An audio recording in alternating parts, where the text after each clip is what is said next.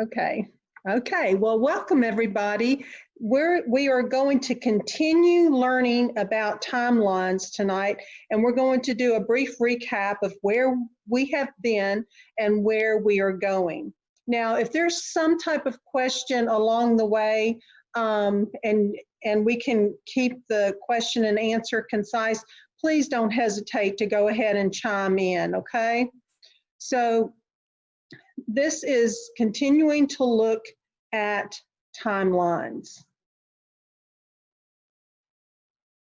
So as mentioned previously, we're all locked into a time bubble on this earth, and it's the prophecies and timelines that show us the way out of this predicament. I love how Charlene stated that. Most prophecy students just love working with timelines. So if you are one of those people, I think you'll enjoy this presentation. So once again, Daniel has some interesting things to tell us. And personally, you know, this study has made me more interested in timelines than ever before. So let's see what we find tonight. Okay, we're going to do a little short review. First, just a review of the last session where we found the structural components of the vision in chapter 4 are exactly the same as Daniel's other 4 visions. And we know that the pattern is simple and easy. And as always, we know about the forward progressive movement is very evident. We also found that similes and metaphors are part of literal language, not symbolic language.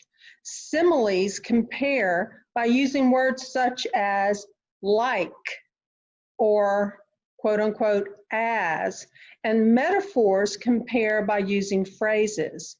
King Nebuchadnezzar is compared to a literal tree.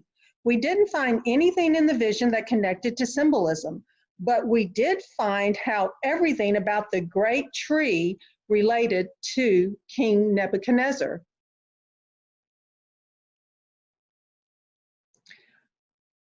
Prophecies of Ezekiel. Ezekiel wrote about Jehoiachin and also Assyria's king and the Egyptian pharaoh being compared to cedar trees. They were all cut down. Daniel had these prophecies of Ezekiel about 20 years before King Nebuchadnezzar's dream. He knew that application for this Babylonian king with one slight difference. He would be restored to his kingdom after 7 years. Therefore, Daniel did not need an interpretation through a vision, a dream, or from an angel messenger. Kim, would you read those verses, please, declaring the end from the beginning? Isaiah 46, 9 and 10. Remember the former things of old, for I am Yahuwah, and there is none else. Declaring the end from the beginning, and from ancient times, the things that are not yet done, saying, my counsel shall stand, and I will do all my pleasure. So Isaiah speaks of this concept of declaring the end from the beginning 7 times in his book.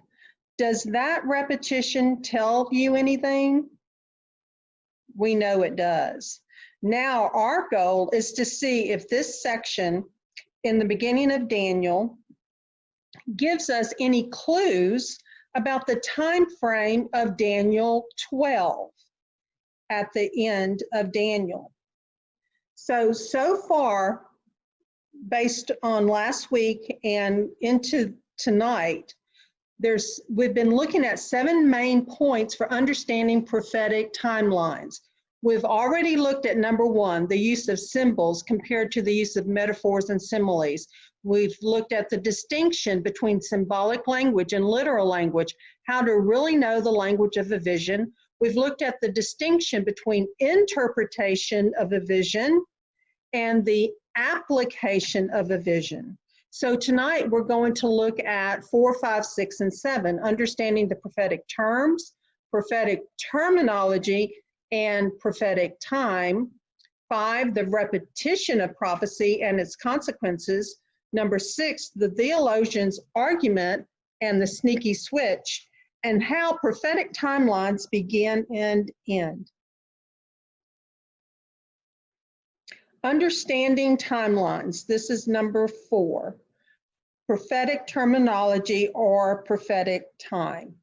So now we're going to look at this point, which addresses 2 additional important terms. As I said, prophetic terminology and prophetic time.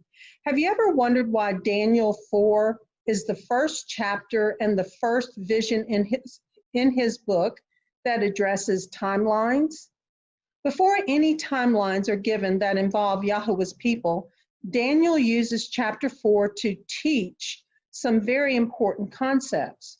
Before we unravel these next 2 prophetic terms, let's look at prophetic key number 22, as it is very important. Kim, would you read that? Prophetic key number 22, whether a prophecy is written with symbolic or literal language, all timelines contained in any prophecy are always prophetic time. Okay. Now the question is, what is prophetic terminology? Let's consider 3 phrases from Daniel and Revelation that you may be familiar with. In 1 Daniel 7:25, we have time, times, dividing of time. Daniel 12:7, we have time, times, and a half. Revelation 12:14, we have time, times, and a half time. So the question is, what's the first thing you think of when you see this type of wording? For those that are new to prophecy, perhaps nothing comes to mind. But for those that have some understanding of prophecy, these phrases are recognized as having something to do with prophetic time. Let's ask the question again. What's the first thing you think of when you see this type of wording? For some, the first thought that might come to mind is this. In prophecy, 1 day equals 1 year in prophetic time. Let's see if that's the right answer.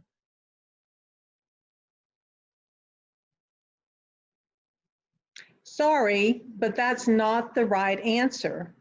This phrase, 1 day equals 1 year, is a prophetic rule, not prophetic terminology. Now, that might be confusing for some, so let's look at this a little further. Let's find the correct answer with these 3 phrases, as mentioned previously. We have times, times, dividing of time, time, times and a half, time, times, and a half a time. In all 3 of these phrases, we are dealing with prophetic terminology, which indicates that a timeline is contained within a prophecy. Maybe it would help if we read that prophetic rule again. Let's do that. Whether a prophecy is written with symbolic or literal language, all timelines contained in the prophecy are prophetic time. Now, if you still don't understand, don't worry, as we're going to work through this in a simple manner over the next few slides. There are some steps to follow when working with timelines. There are simple steps, and if we follow them, everything is easier. Step 1, determine if the vision contains symbolic language or literal language. Well, how do we do this? Number 2, apply symbolic visions, any symbolic visions that contain a timeline. You can then determine that the specific timeline is prophetic symbolic time. Daniel's book contains 2 visions that are written with completely literal language. Both visions have timelines. Third, so then you can determine that these specific timelines are only prophetic literal time.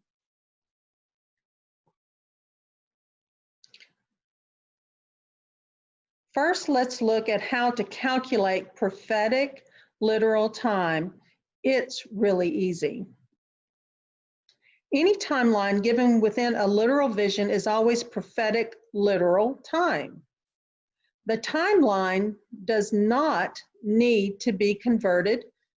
Just leave it alone. That is pretty easy. Let's review prophetic key number 25 again. Maybe this rule will make a little more sense this time.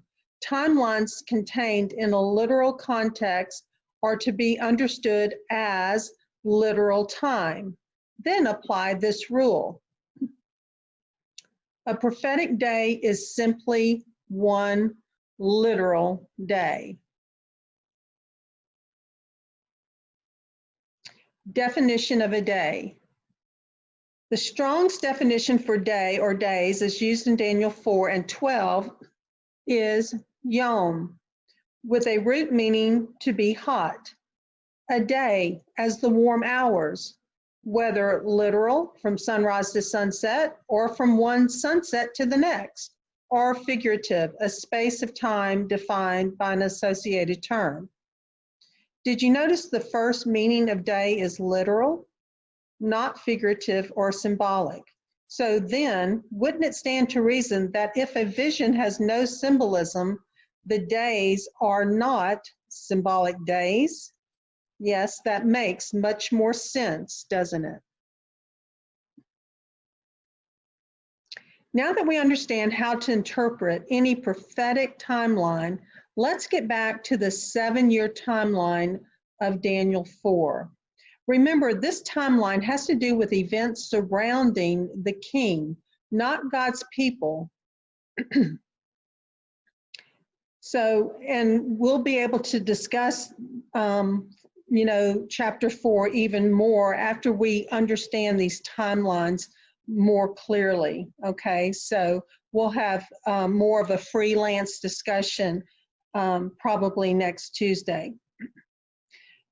And something very different happens with this timeline that you never see happen with any timelines around Yahweh's people. Do you know what that is? Well, just keep this in mind because we will find out in point number 5. Let's read the verses that contain the 7-year timeline. Let's read the verses that contain the 7-year timeline, noted in Daniel's language as 7 times. Kim, would you read these verses, please? Verse 16, let his heart be changed from man's, and let a beast's heart be given unto him, and let 7 times pass over him. Verse 23, hew the tree down and destroy it, and let his portion be with the beasts of the field, till 7 times pass over him. Verse 25, thy dwelling shall be with the beasts of the field, and 7 times shall pass over thee. In verse 32, and they shall drive thee from men, and thy dwelling shall be with the beasts of the field. They shall make thee to eat grass as oxen, and 7 times shall pass over thee, until thou know that the Most High ruleth in the kingdom of men, and giveth it to whomsoever he will. So it's already been well established in the last 4 points that Daniel 4 is written in literal language. The prophetic term for this timeline, in verses 16, 23, 25, and 32, is identified as 7 times. Times in Strong's is defined as a set time, technically a year. So that means 1 time equals 1 year. Daniel 4 is a literal vision, therefore the timeline is prophetic literal time, not symbolic time.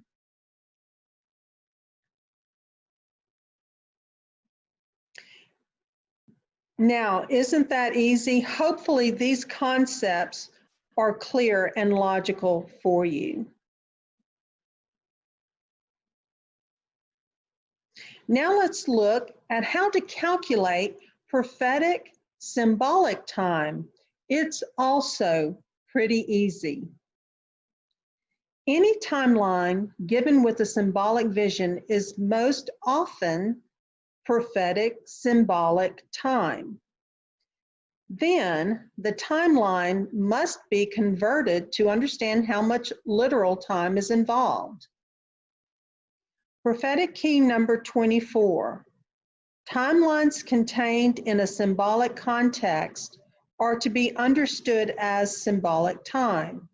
Then apply this rule. The timeline must be decoded with the year-day computation principle, just as the symbolic gold head had to be interpreted as being an actual kingdom.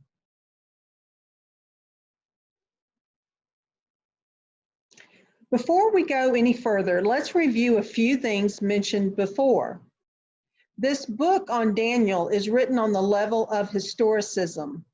It's the entry level of understanding Daniel's prophecies based on past historical fact. This holds true for timelines as well. So this is a great way for all of us to understand studying the book of Daniel. I know I am very excited to learn these foundational truths.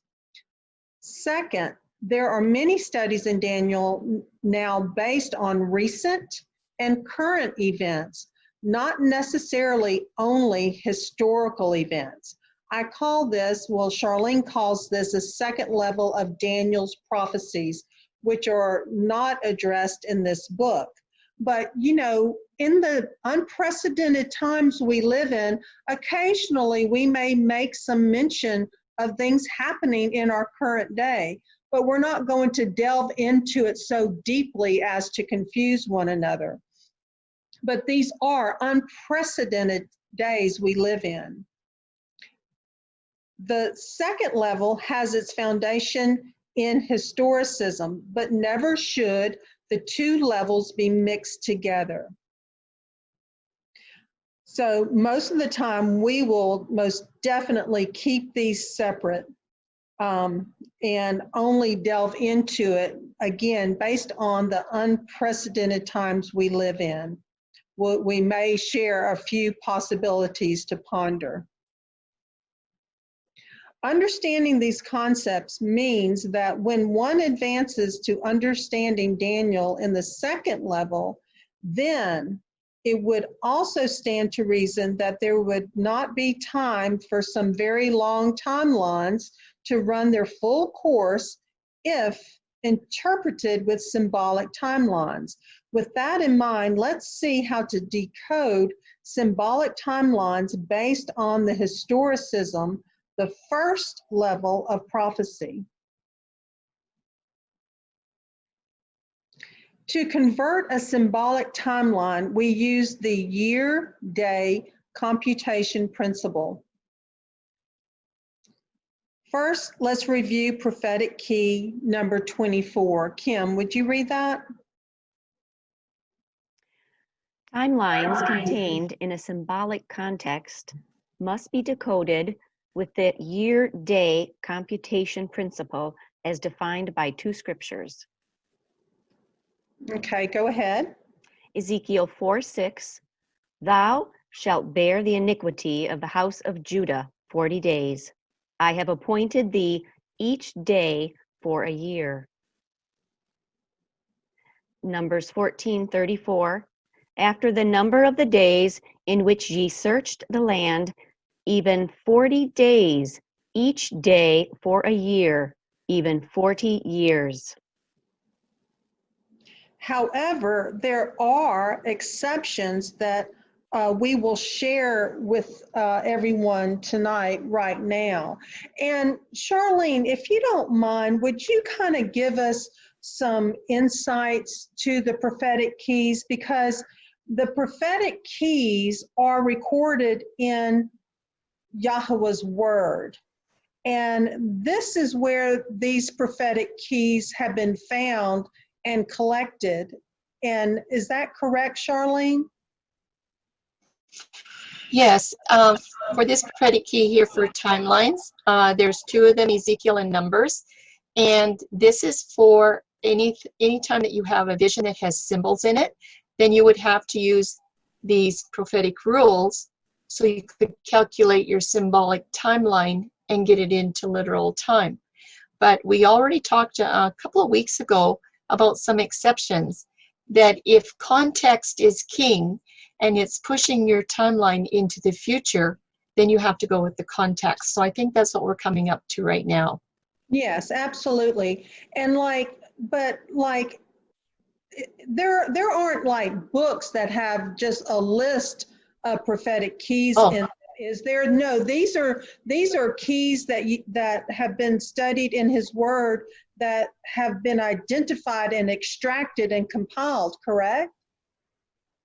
Yeah. Okay. And mostly from pattern. Lots of times the patterns in the scriptures will show you what these keys or what their hermeneutics are. So once again, it's just a study from cover to cover, line upon line and precept upon precept. And it sure would have been nice if the keys would have been put, in one chapter or one book. That would have been really handy. But don't forget, the prophecies are for the wise to understand, okay? It's for the wise. It is not for the people that, are the enemy. So these prophecies, Yah is saying, you know what, only my people will understand them so they know what's going on. And it's because his people are searching the scriptures, right? Exactly. Thank you. So prophetic key number 28 helps us understand this exception. Kim, would you read that? Mm-hmm. The grammatical language, whether literal or symbolic, determines the context of a passage of verses. Okay, so just as Charlene had mentioned, this means that context is king. That's a huge statement right there. So let's finish reading the rule.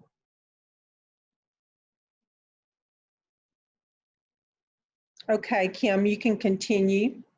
The exception is context is king. Prophetic key number 28. This context determines how to interpret time or a timeline within that passage, even when there are symbols present. The verse or passage must be interpreted in the context in which it is written. The grammar cannot be removed or moved about at the whim of the reader. To do so is a direct violation of the interpretation of Scripture. So the exception is when context is king. Understanding this concept properly requires us to remember our English lessons from high school again. This is in connection to verbs regarding past, present, or future tense. Remember? Well, we will look at two examples today.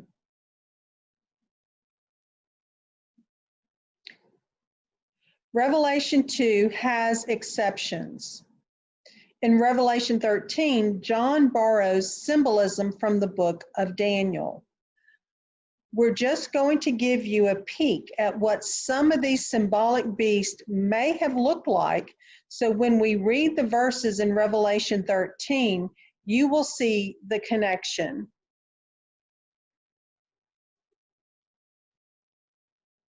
First, There was a winged lion, which we've already likened to Babylon.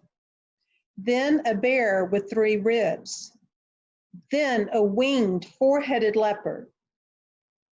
And a dreadful beast likened to a dragon.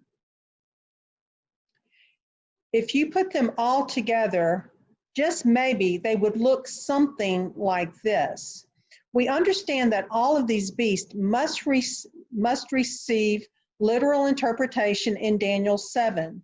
But for now, let's look at the Revelation 13 verses. We will find that John borrowed his symbolism from Daniel 7, but in Revelation 13, he includes an interesting timeline.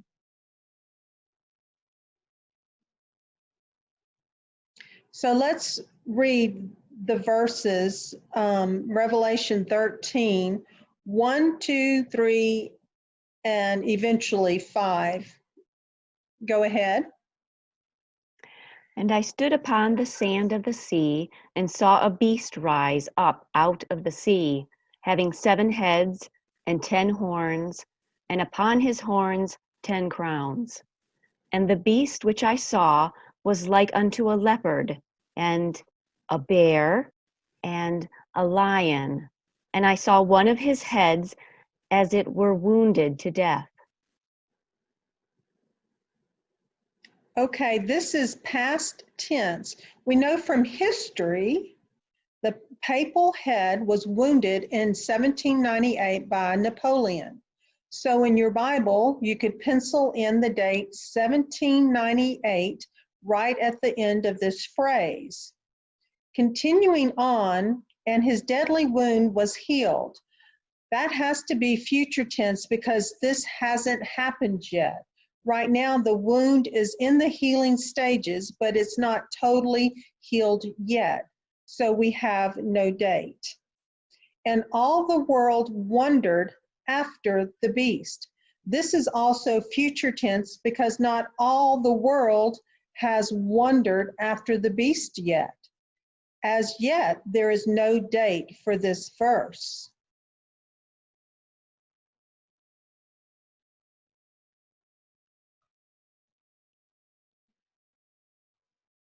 Okay, verse 5.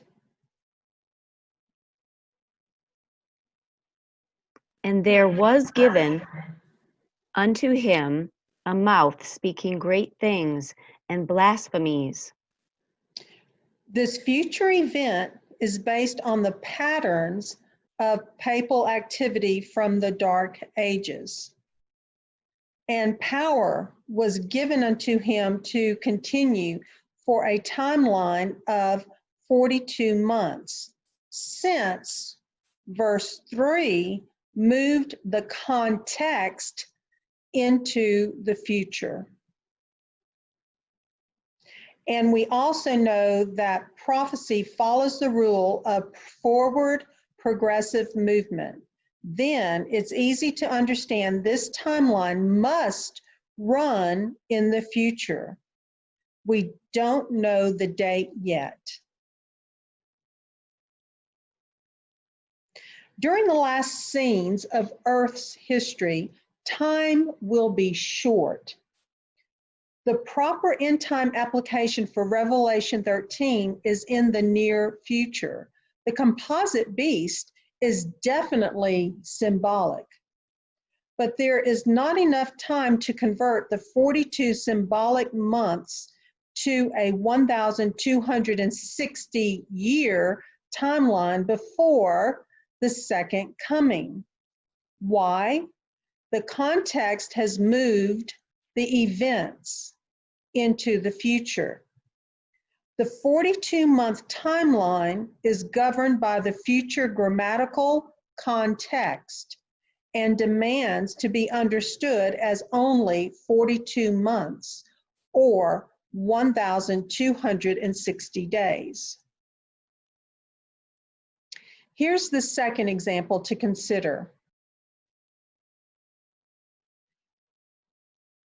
Remember, there's a prophetic timeline in Revelation 20 designated as 1,000 years, 6 times it's mentioned. Okay, Kim? And I saw an angel come down from heaven, having the key of the bottomless pit and a great chain in his hand. And he laid hold on the dragon, that old serpent, which is the devil, and Satan, and bound him 1,000 years. After the second coming, Satan, or Satan, is bound for 1,000 years on a desolate earth. It also mentions the symbolic composite beast of Revelation 13, which according to the rules of symbolism, the 1,000 years should be a symbolic timeline. How many people do you know that understand and teach that these 1,000 years are symbolic time being 360,000 literal years? Not many. Why? Because we understand this 1,000 years only as only 1,000 years. Definitely the first 1,000 years of peace for the redeemed. But they say, well, it's only a literal 1,000 years because the event happens after the second coming. And Charlene poses this question: how does that event change the rules even when there are symbols present? Is there something wrong with this mindset? Yes. Friends, the 1,000 years is a literal 1,000 years because of 1, the context, and 2, because the last 1,000 years finishes the cycle of sevens. The earth endures 6,000 years of sin and deserves its 1,000 years of Sabbath rest. So many people make this mistake. Whenever they find a timeline in prophecy, they automatically assume the timeline is symbolic time, whether there are symbols or not, and proceed to calculate each symbolic day as 1 literal year, unless they want to do something else. We're going to look at that in a little bit. Let's learn to use the rules consistently. So what is the conclusion of point number 4? Hopefully this information has helped us understand the difference between prophetic terminology and a prophetic rule, as well as a bit about the importance of grammatical context. Remember, every timeline in prophecy is prophetic time. Hopefully, we now see the difference between symbolic time and literal time. Our homework was to figure out if the vision was written with symbolic language or literal language. And please don't forget to check the grammatical context to see if context is king. By now, that should be easy. If you are still having difficulty, just review this section again. Now let's look at point number 5. Before going into point number 5, let's remember that Daniel chapter 2 has no timelines. Chapters 7, 8, 9, and 12 all have timelines that affect Yahweh's people in some way. The 7-year timeline in Daniel 4 has to do with King Nebuchadnezzar.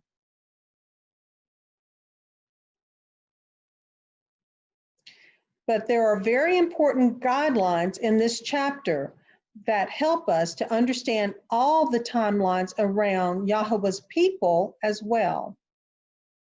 Remember, learning does not cease. In this section, we are going to look at a new prophetic key. This is not in our Daniel book, as it was discovered after publication. So you may want to write it down. In the Daniel 4 appendix or at the front, where the prophetic keys are. And those pages are around starting with page 16, if you want to record it there. Here's the new key that is so important. Yahweh does not repeat things that are of no great consequence. Again, Yahweh does not repeat things that are of no great consequence.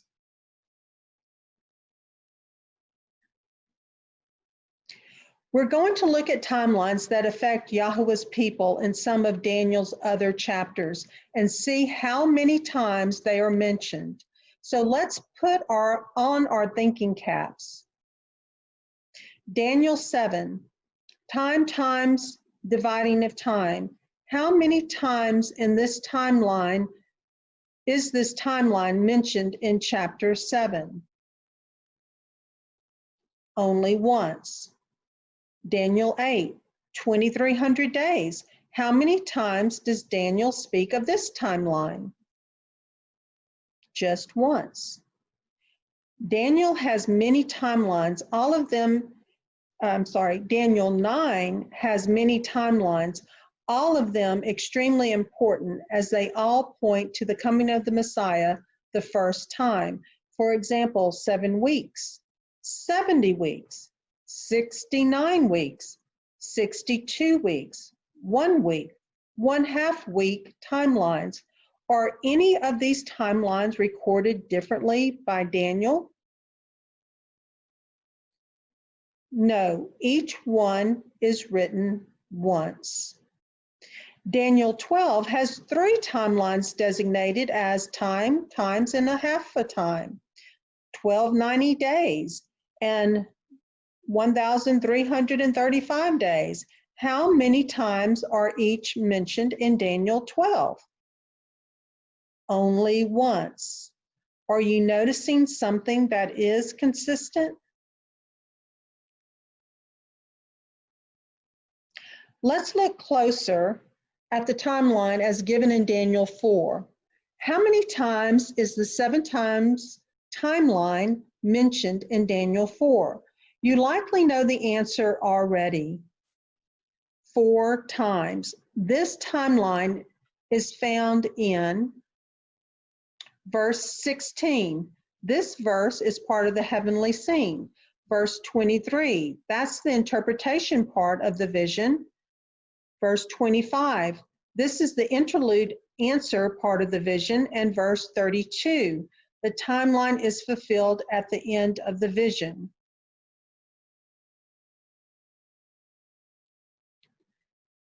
Charlene shares that the 7 times timeline mentioned 4 times in Daniel 4 has nothing to do with Yahweh's people, only King Nebuchadnezzar.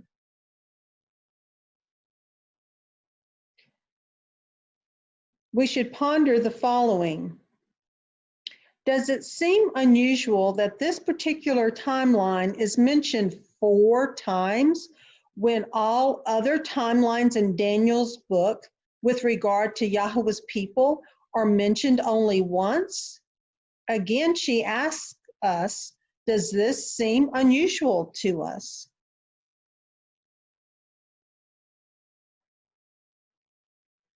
Well, it most certainly should. It should seem really unusual because it is. Again, let's review this important hermeneutic we have made note of, as it is not given as a prophetic key in the Daniel book. It is crucial to remember. Yahweh does not repeat things that are of no great consequence.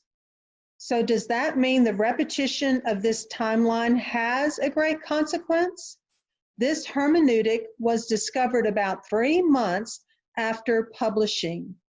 Since then, more hermeneutic principles have been found. For example, patterns of the Bible are also a strong hermeneutic. As new hermeneutics are discovered, they must be added to the list. Wouldn't you agree? The 7-year timeline is mentioned in Daniel 4 different times, because Daniel wants you to pay attention to what is happening in this chapter. Is that a good enough reason? Well, maybe some of you want to find out just what is happening with this timeline in this chapter. So let's continue and see. Keep in mind that we have talked about the structural components that Daniel used to build his visions. Every vision that Daniel recorded follows this identical pattern without any exceptions. The next 2 charts are meant to demonstrate something very interesting about the Daniel 4 timeline. So far, all the points we have considered point to the fact that this vision is completely literal. This first chart also portrays the vision as literal, with a literal timeline of 7 years. So now let's notice just where the 7-year timeline can be found within these components. The first time the timeline is found within the heavenly scene portion of the vision, where the king relays the dream to Daniel. So the first time the timeline is found within the heavenly scene portion of the vision, where the king relays the dream to Daniel. The second time the timeline is found within the prophetic outline portion of the vision, in the outline, where Daniel gives the literal interpretation. The third time the timeline is found is within the interlude answer, where Daniel begins to answer the king's questions about his dream. The fourth time the timeline is found at the end of the chapter, where the fulfillment of the prophecy is mentioned. Have you noticed the timeline is scattered all through the chapter, each time in a different component? This is of extreme importance, as this never happens again in any visions of Daniel or Revelation. Now let's look at the literal length of the timeline. First, the rule for prophetic literal time is 1 time equals 1 literal year.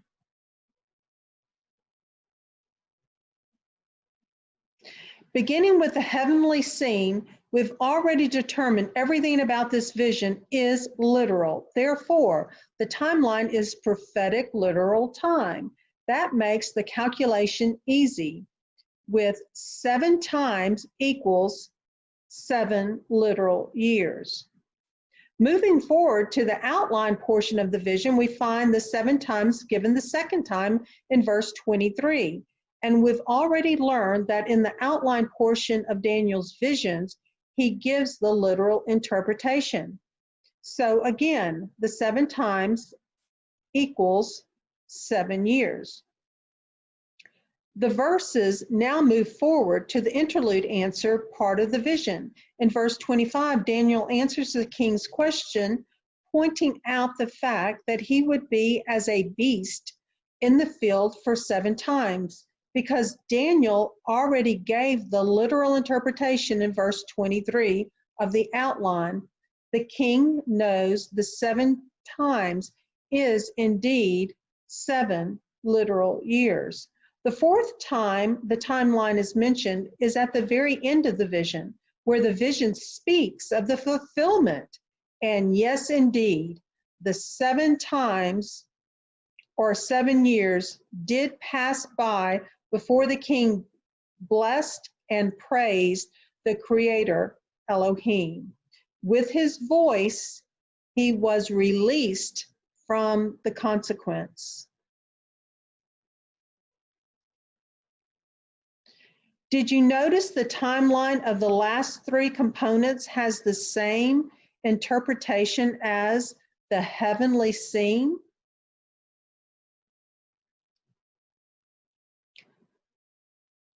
All 4 sections are in total harmony, nice and neat, don't you think?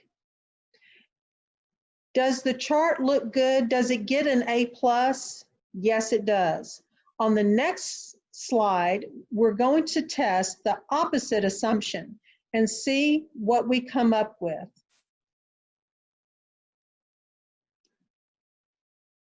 On this chart, we're going to assume that the vision of Daniel 4 is a symbolic vision.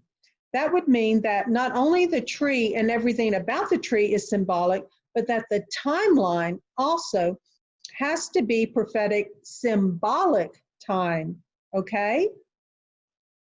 We already know where the 7-year timeline is found within these 4 components, so we'll just put them in as before. Another good review. Let's review how to calculate symbolic time first. You'll see this in the red box.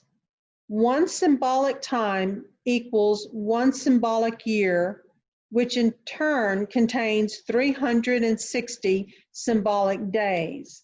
Then we must apply the rule that 1 symbolic day equals 1 literal year. Now, let's look at the timeline in the heavenly scene, assuming this vision is symbolic. 1 symbolic time will have 360 symbolic days. So 7 symbolic times would have 2,520 symbolic days, but we still don't have a calculation for literal time. Following the rule that 1 symbolic day equals 1 literal year, we now simply make that conversion. So here, within this so-called symbolic heavenly scene, we now find that the 7 times timelines is really 2,520 literal years. That's a long time. Let's see if that answer agrees with the next 3 components.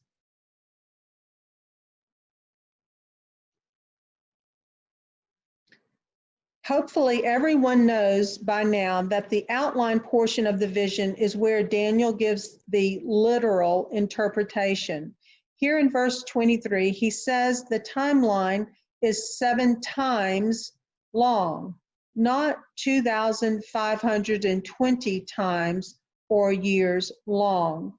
So Daniel is telling us that the 7 times is still 7 literal years for the literal interpretation. In the next component, we find the timeline listed in verse 25. Here, Daniel answers the king's question in literal language and reminds him of his beast-like condition in the field for 7 times. Again, the 7 times equals 7 literal years. Daniel does not change the prophetic literal timeline into a symbolic timeline. In the end time component, we find that Daniel stays consistent. The timeline is now found in verse 32. This part of the vision provides the actual fulfillment, the actual literal fulfillment. Again, the timeline is written as 7 times, which equals exactly 7 literal years. With just a quick observant look, it's easy to see what has happened when we insist that this heavenly vision is symbolic. The 4 components, 1, 2, 3, and 4, of Daniel's chapter are no longer in harmony as they were on the previous chart. Does the chart still look good?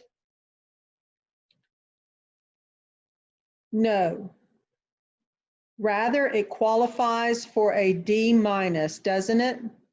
Well, what else does this tell us? There's a little more than that.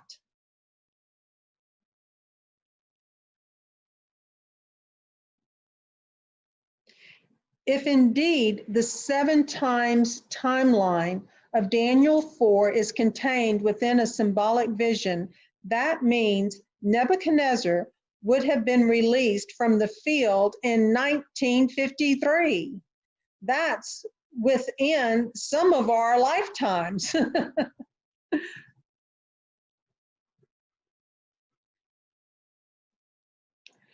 Where is the problem anyway?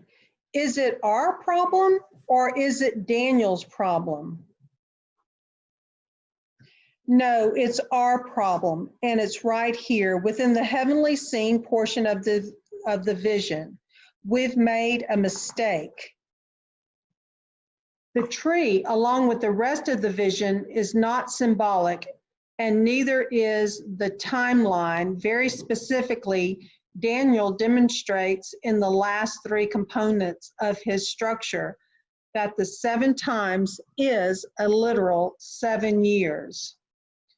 Now, don't forget that Daniel's book is written with riddles, secrets, and puzzles.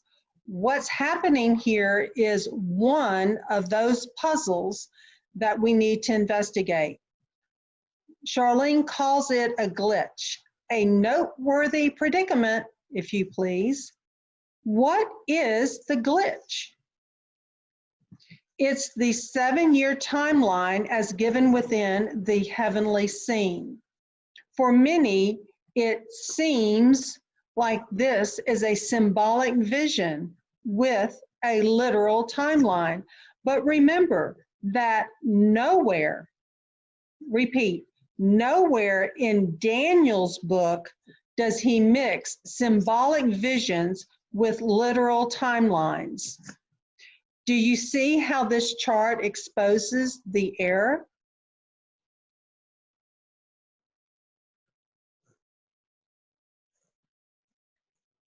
So, if a timeline would not have been tucked within the heavenly scene component, then it would be really easy to forget those English rules that literal language uses similes and metaphors. It would be so easy to say that the tree was symbolic and the following 3 timelines were literal. Why? First, in prophetic visions, many do not recognize the similes and metaphors in literal language. Symbolic tree. As a consequence, it would have been very easy to say this tree was a symbolic tree rather than a literal tree, because the literal interpretation about the tree and the last 3 timelines is given in the outline verses, where the literal interpretation is always given. Daniel placed the 7-year timeline right in the heavenly scene on purpose, very deliberately. Why? Because he wants you to pay attention.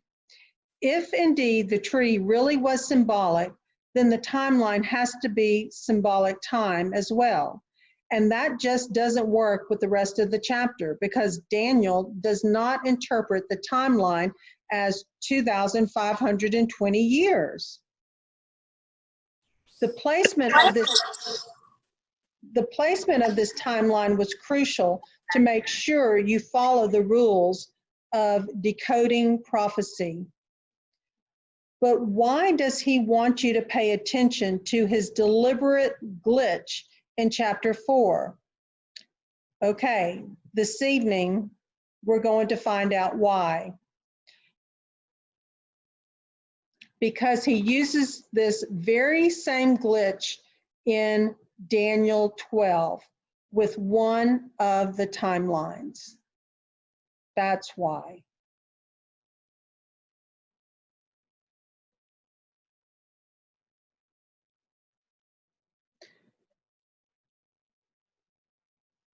So let's demonstrate the glitch. I showed you the glitch in Daniel 4 was the timeline contained within the heavenly scene portion of the vision. But what is the glitch in Daniel 12?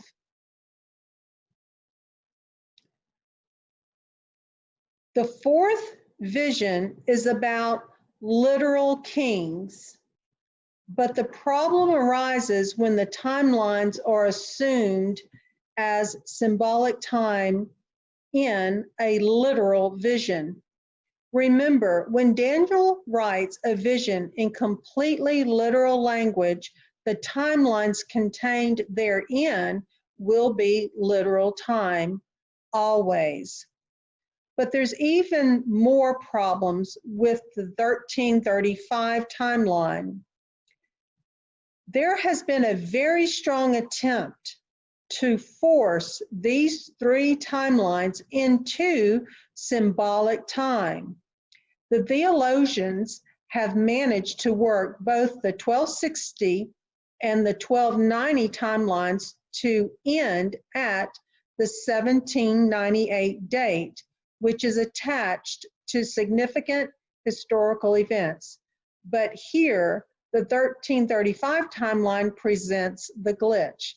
The 1335-day timeline simply will not fit with the historical events and dates.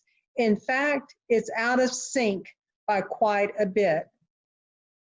There is not enough time to do the whole study, but basically it's this. Nothing significant happened in 1843 that would be considered a blessing. In fact, it was quite the opposite.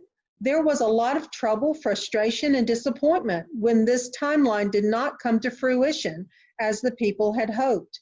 1844 was a significant date, as that was the ending of the 2300-year timeline. However, even if the 1335 timeline would have reached to 1844, there still was no blessing. In fact, that year presented the people with two more disappointments. Friends, it's just better to calculate the timelines Daniel's way and stay consistent with his rules.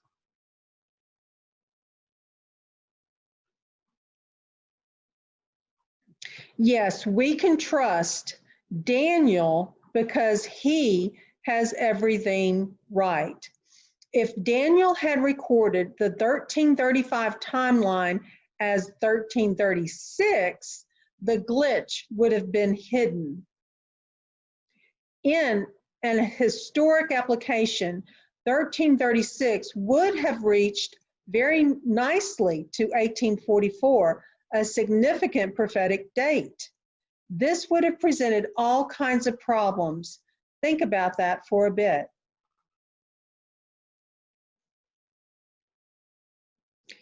If Daniel would not have written the 7-year timeline at the beginning, we may not have discovered his rule of literal prophecies have literal timelines.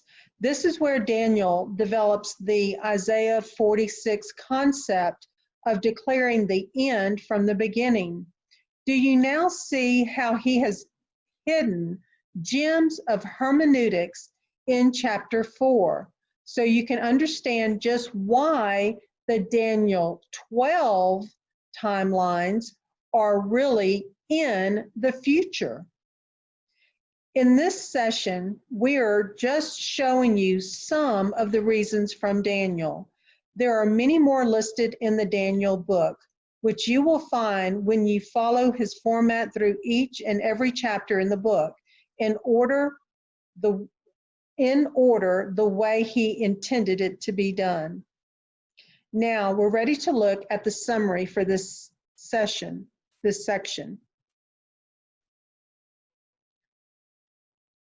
You know, sometimes the best thing for all of us to do is to use our logic and common sense.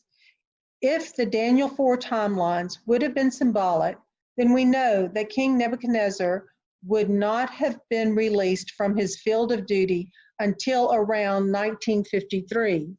That's about 2,520 years later. But Daniel explains to us how to work with timelines in this chapter exactly. And if any one of these many concepts are misunderstood, it will be nearly impossible to understand the time frame of the Daniel 12 timelines and several timelines in Revelation as well. Again, Daniel has used a lot of repetition just to teach a very simple but very important concept. Did you see that?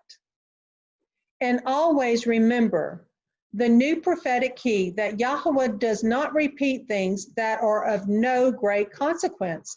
Can you see how he gave this timeline in every portion of the vision?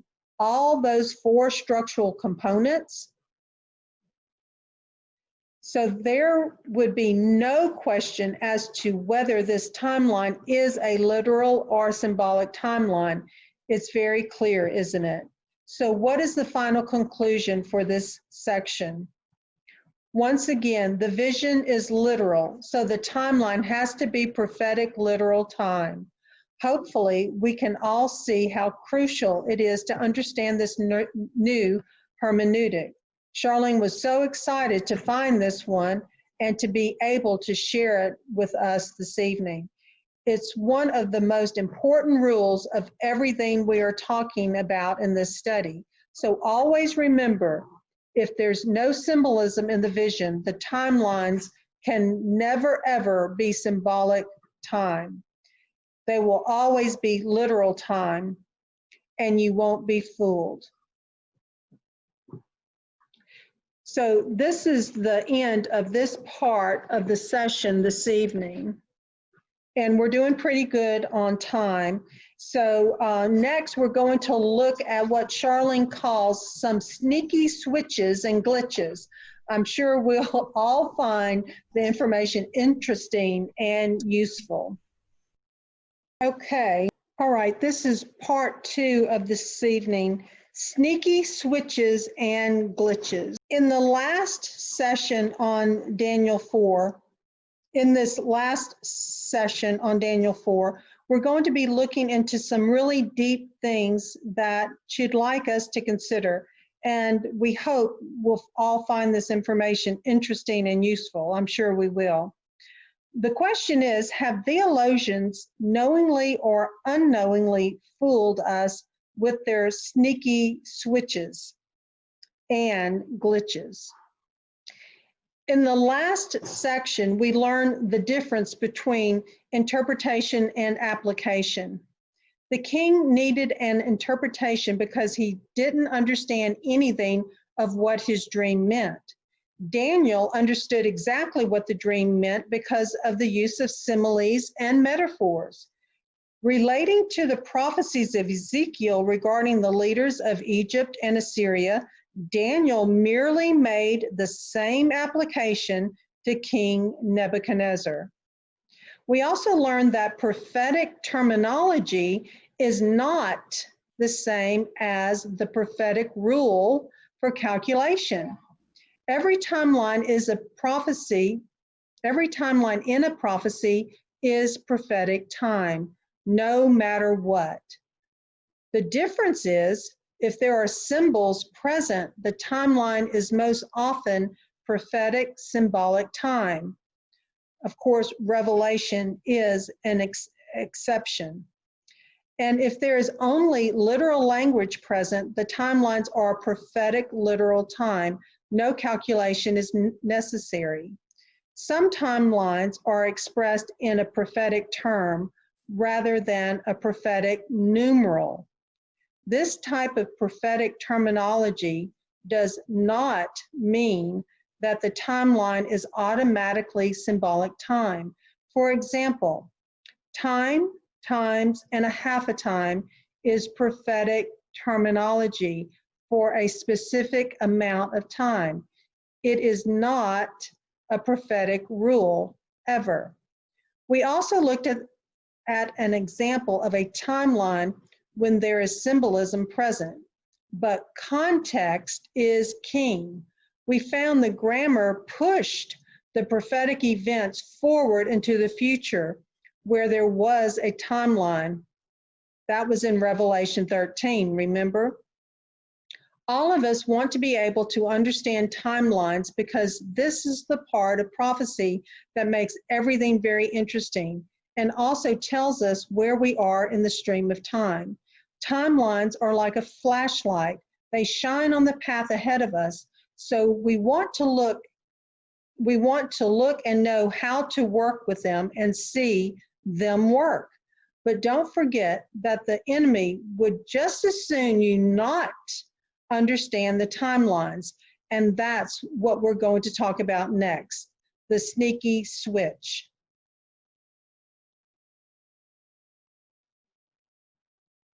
We also learned about a new prophetic rule that explained why the repetition of Daniel's timeline 4 times was so important.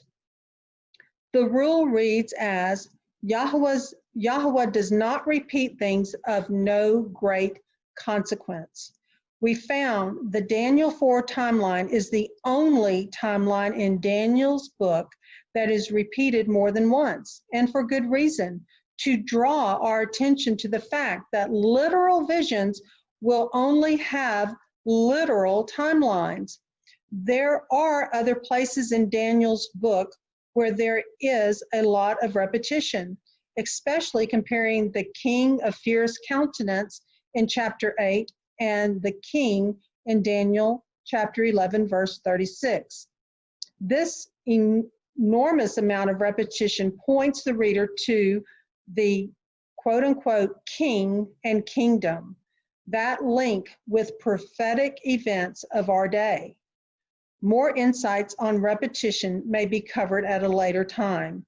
So as we travel through Daniel, try to take notice of where repetition occurs and for what reason.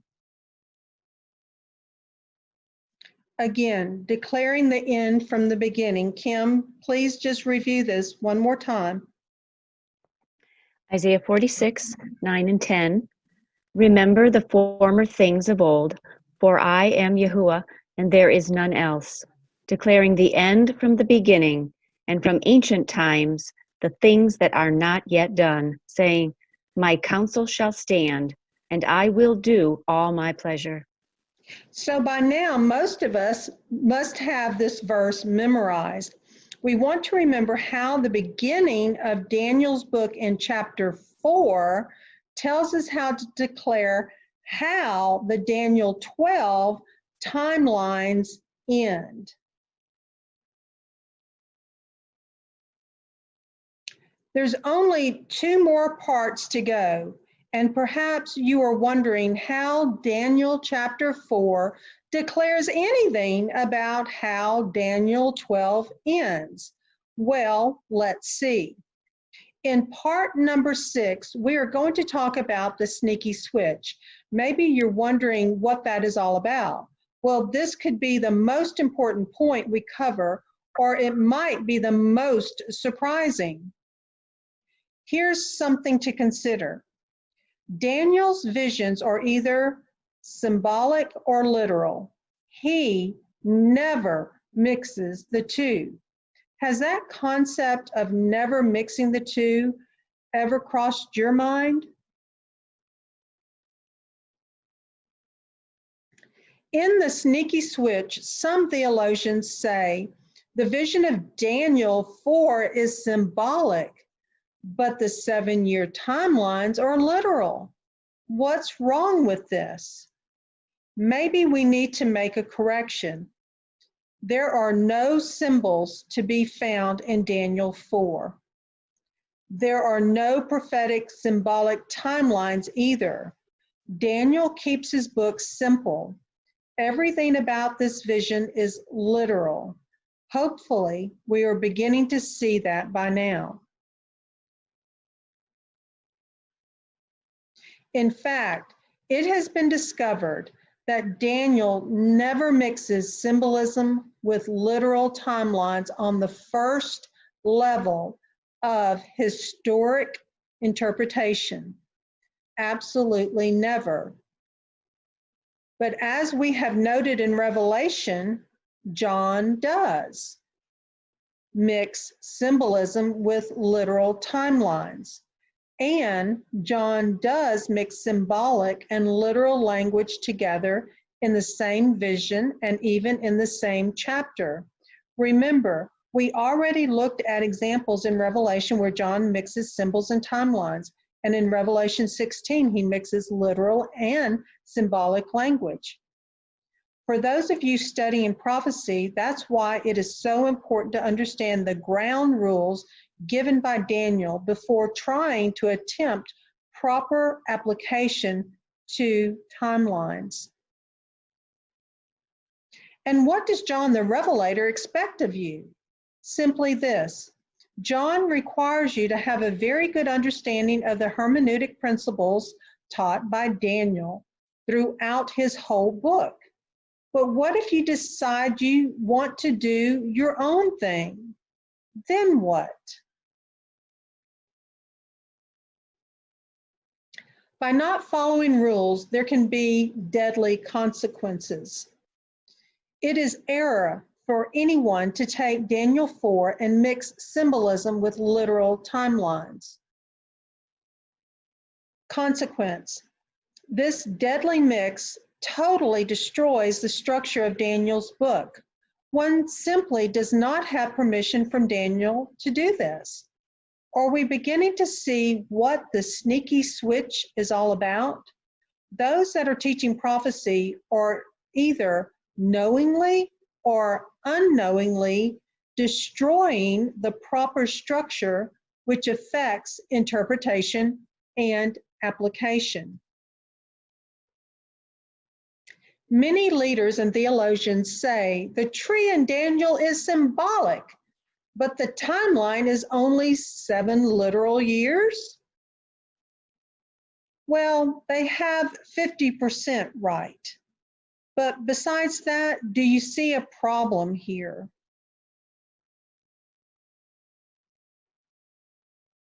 You've already learned that Daniel teaches the tree is literal and the timeline is literal time.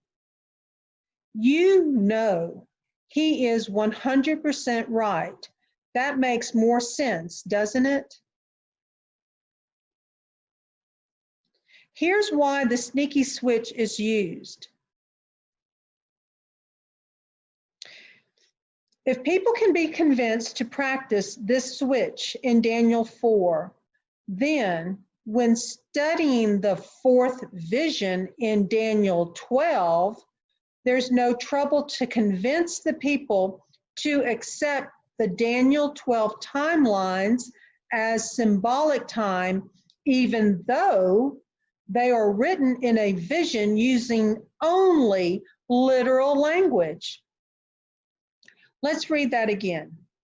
If people can be convinced to practice this switch in Daniel 4, then when they prepare to study the 4th vision in Daniel chapter 12, which has 3 very important timelines for the end of time, it's no trouble to convince the large majority of people to accept the Daniel 12 timelines as symbolic time, even though these timelines are all written in a vision using only literal language.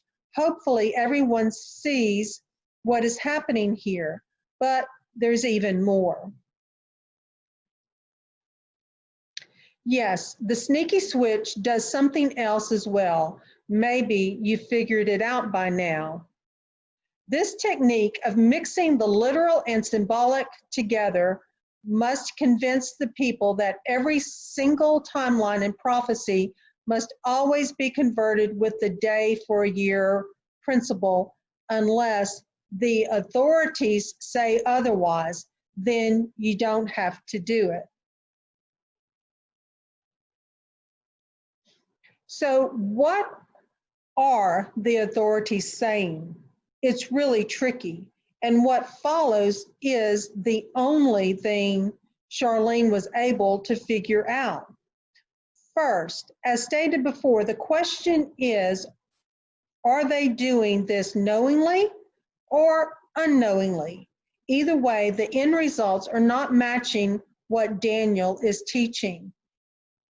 Remember, Charlene showed us this problem with interpreting the tree as a symbolic tree. Then they switch the timeline to literal years.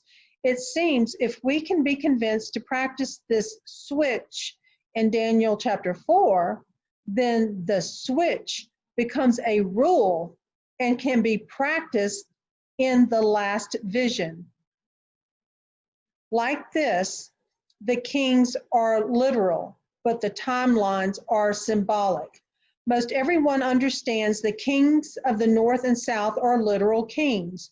You can look all you want, but the last vision of chapters 10 through 11 and 12 is written with completely literal language. There are no unusual beasts, heads, horns, or anything of that nature in the 79 verses. As a literal vision, the Daniel 12 timelines can only be prophetic, literal time. There's no question about that. However, in Daniel 12, some may want to practice this switch, but then they have to deal with the 1335 glitch. It's the 1335-day timeline that won't fit into a 1335-year interpretation for the Dark Ages. Remember this slide from the last presentation? In that lecture, I showed you how the 1260 and 1290 do seem to align with the acceptable historic dates. Many theological historians say the 1260 began in 538 and ended in 1798. They also say the 1290 began in 508 when Clovis, king of France, was converted to Christianity, and the timeline ended in 1798. Then they say the 1335 years timeline also started in 508 with Clovis, and it reaches only as far as 1843. But the glitch is the 1335 timeline. It does not work one little bit. The 1335 timeline is described as having a blessing. They say this blessing was the time of the Great Advent Awakening. No, it wasn't. The Great Awakening began in 1833. I do believe that the 23-year day timeline she shares of Daniel 8 reaches to 1844, a very eventful year. But there was nothing that happened in 1843 that could be considered much of a blessing. In fact, there was a very huge disappointment.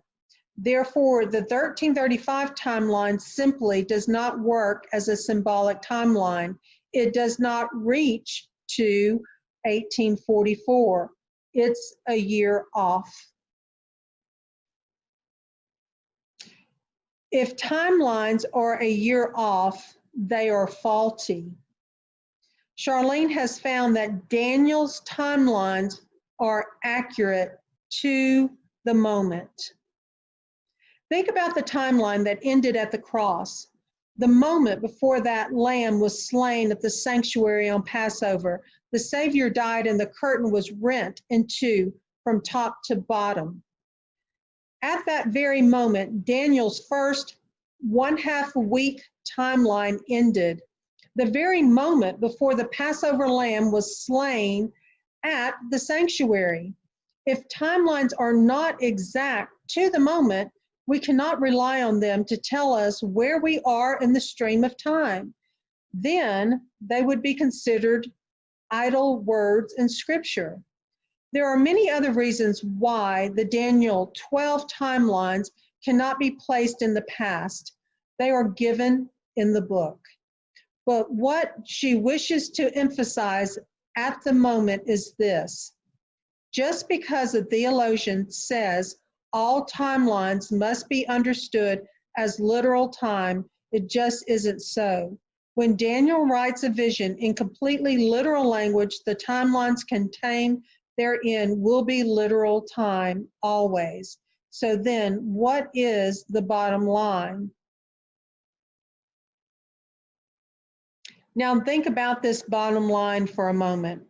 If the theological authorities or otherwise are saying something different than what Daniel is showing in his work, then all of us have a decision to make. Only who really has the final authority? Daniel wants you to keep studying his book inside and out until you know what he wants you to know, including the information on timelines. There's way more to Daniel's prophecies than what Charlene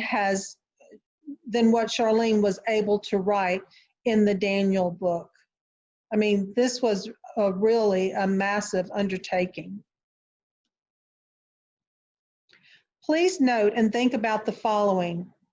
The year-day principle is not used on every prophecy that has a timeline. For instance, Noah's prophecy that the world would be flooded in 120 years. Now that was a literal 120 years before the event happened, wasn't it? Abraham's prophecy that his people would be enslaved by Egypt for 400 or 430 years, depending on how you look at this particular timeline. There's also an interesting table in one of the appendixes for Daniel 4, and we will be checking that out later. Elijah's prophecy to King Ahab declared that there would be no rain for 3.5 years, and there wasn't. Questions. Why isn't the year 4-day principle used for all time prophecies in the Bible, especially these three?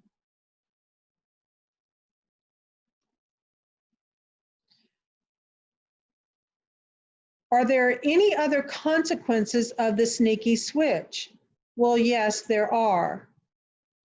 Forcing the prophetic rule of year for a day into any prophetic literal timeline will always yield the incorrect interpretation of that particular timeline. That's when you are dealing with timelines on the historicism level. Hopefully we understand that, right? This should be taken seriously. Mixing truth with error or changing the rules to suit one's own fancy should not be allowed. What will be the final result? Well, let's see. The Daniel 12 timelines will never be given the correct application. And that is the consequence when we do not follow Daniel's guidelines correctly. Along with this, Charlene reminds us that the Daniel 12 timelines are the most important timelines in his book if you want to understand the Revelation prophecies for the end times. The Father intended for you to know these timelines. The Father intended for you to know these timelines connect to Revelation, and He also wants you to understand them correctly. Remember, there are exceptions in Revelation timelines, and we do remember also context is king. Keep in mind, it is a serious violation to tamper with Daniel's structure without his permission to do so. Always remember, Daniel built his structure into his book, not you and not me. So it would be best if we followed Daniel's blueprint, right?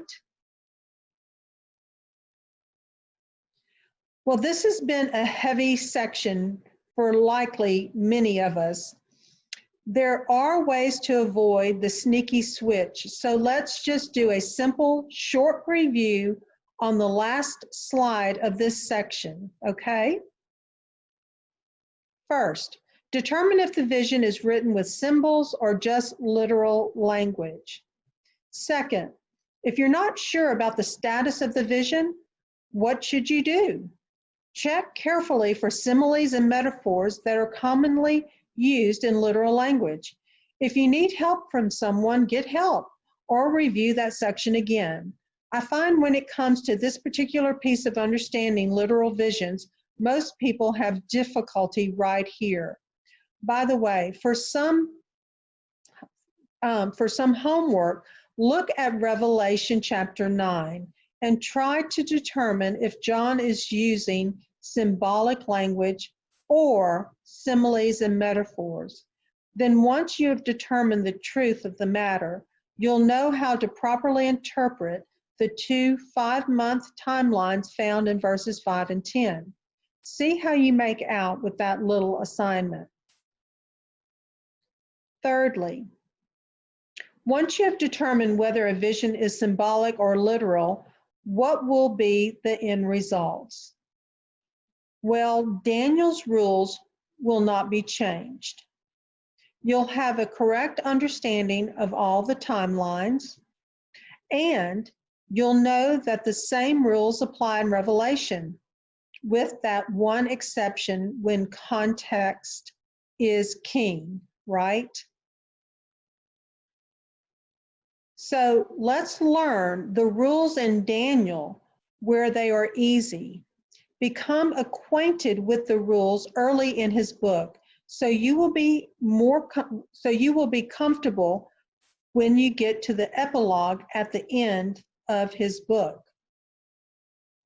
Do you trust Daniel that he can handle every theological challenge?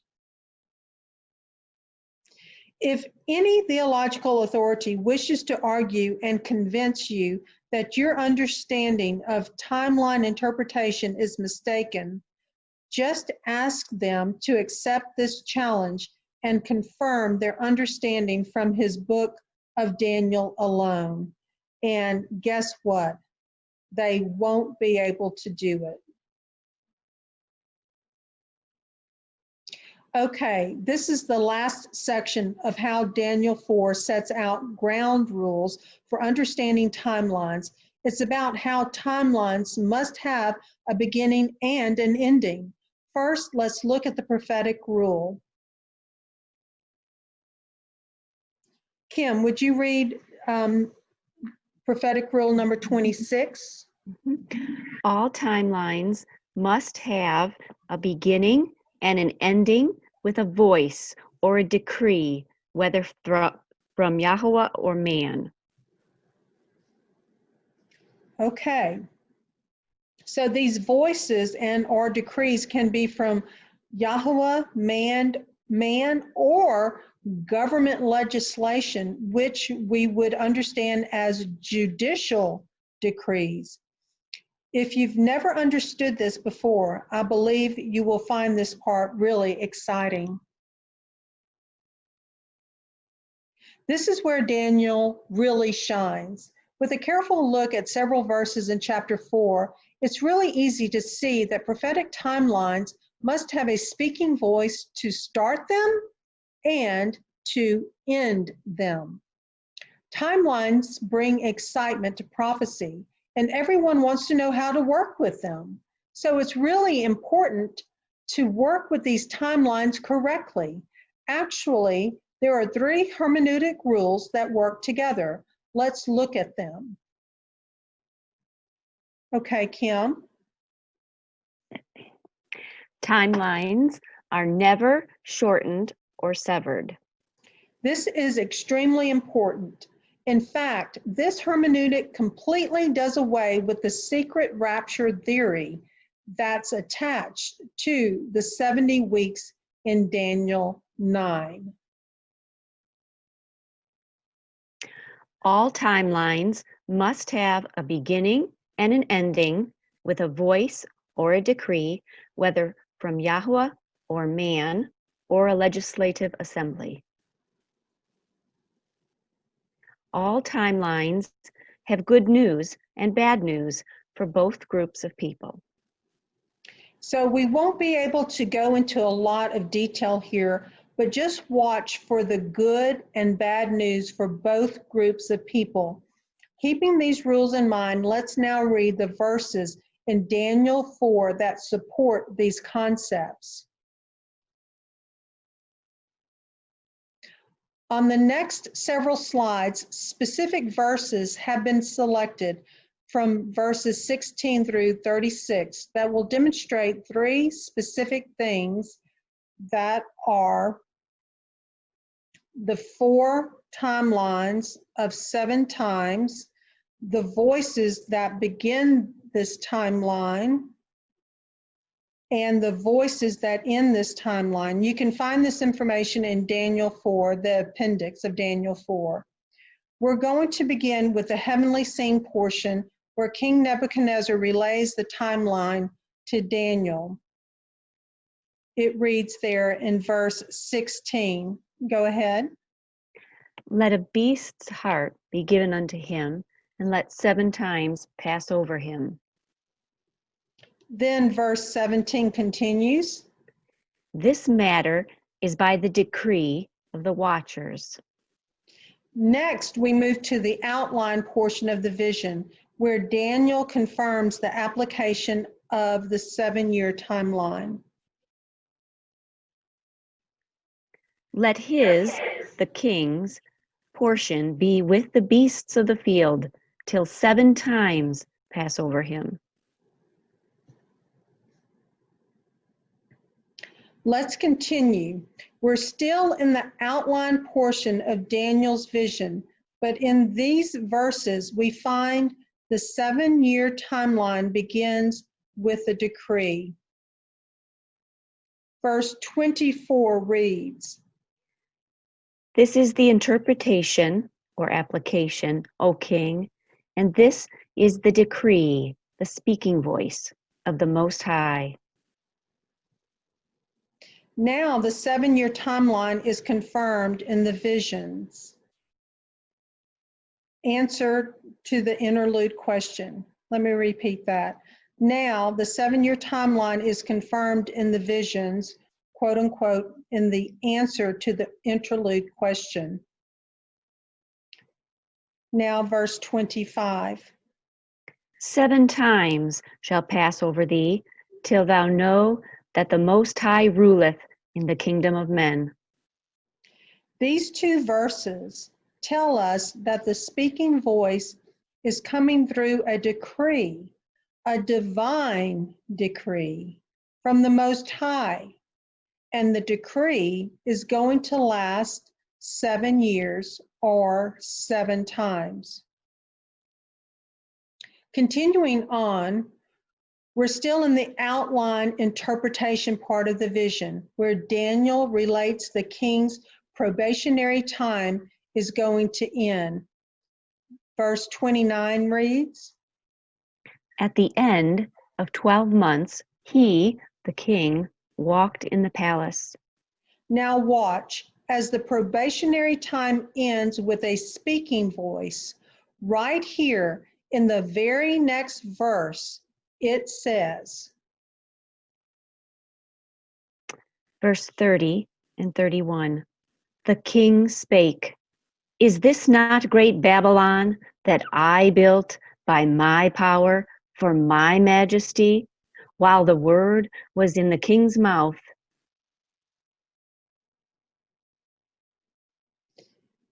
In fact, it was at that instant, at that very instant.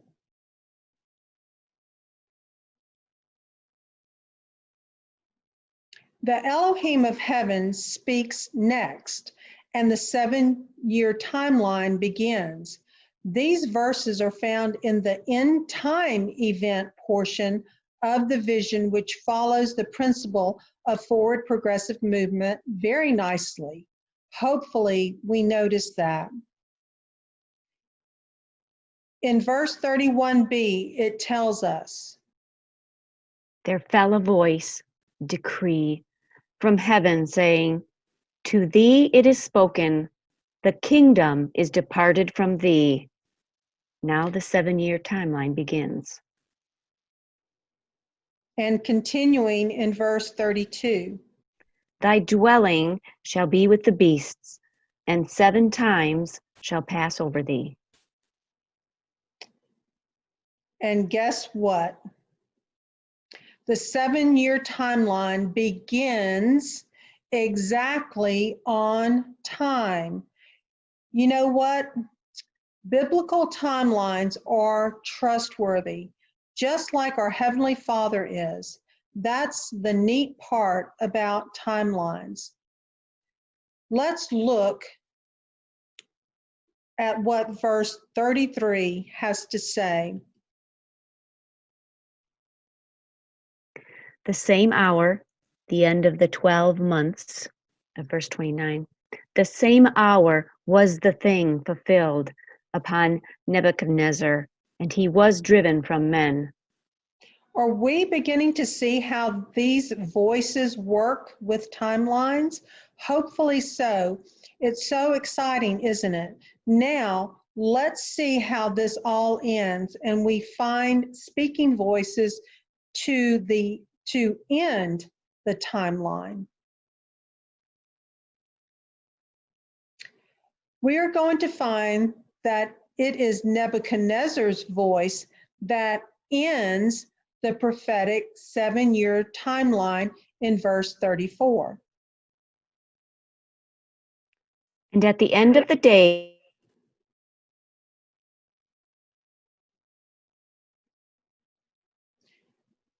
And at the end of the days of the 7 years timeline, I, King Nebuchadnezzar, lifted up mine eyes, mine understanding returned unto me. I blessed, and what else? I praised with a speaking voice and honored him that liveth forever. Isn't this exciting? Do you see what is happening here? Now Nebuchadnezzar is restored to his kingdom. When? Well, it tells us when in verse 36.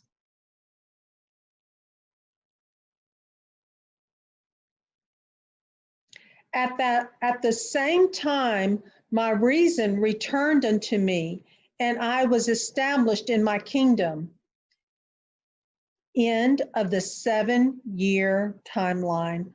Did we see that the timeline runs its full length, and then King Nebuchadnezzar's voice ends the prophetic 7-year timeline when he honors the true Creator? So what really happened in these few verses? King Nebuchadnezzar received a very stern warning from Daniel. We see this in verse 16 through 17. the king told Daniel he was shown by divine decree his life would be involved with a 7-year timeline. And in verse 23 through 25, Daniel confirms this application, but adds a warning of probation. then in verse 29, Probation lasted to the end of 12 months. 1 full year was given to the king to repent and ask forgiveness for his haughty attitude and recognize the Elohim of heaven that gave him this power to rule the earth. Remember, there were no timelines on the Daniel structure chart or any other chart. So voices that begin and end the 7-year timeline in Daniel 4. Next, we will look at the first timeline table in the book. There are 7 altogether. So what we're going to look at next is the first timeline table in the book. And that's what a timeline table looks like right there. They are meant to help each one understand the voices and events connected to timelines. Let's just go through it together.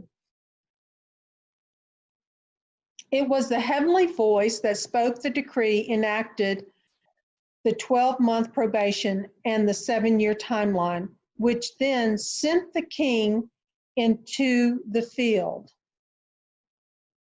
The timeline begins immediately when the king is driven into the field as a wild beast after his boastful comment. When the king finally blessed and praised the Elohim of heaven, he was delivered from his insanity.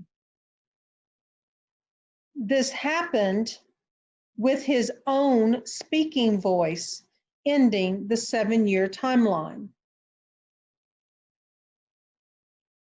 So we find that the beginning and ending of this 7-year timeline has voices and events connected to start and stop the timeline. For the timelines in Daniel 7, 8, and 9, I want you to note that if the event has already occurred, there will also be a date attached to the timeline. Daniel 4 gives the prophecy student all these important guidelines. This information is all in the Daniel book, but let's try a few sample timelines from Daniel to see how this works. Daniel 7 has a timeline given in prophetic terminology instead of prophetic numerals. The time, times, and dividing of time calculates to 1,260 years.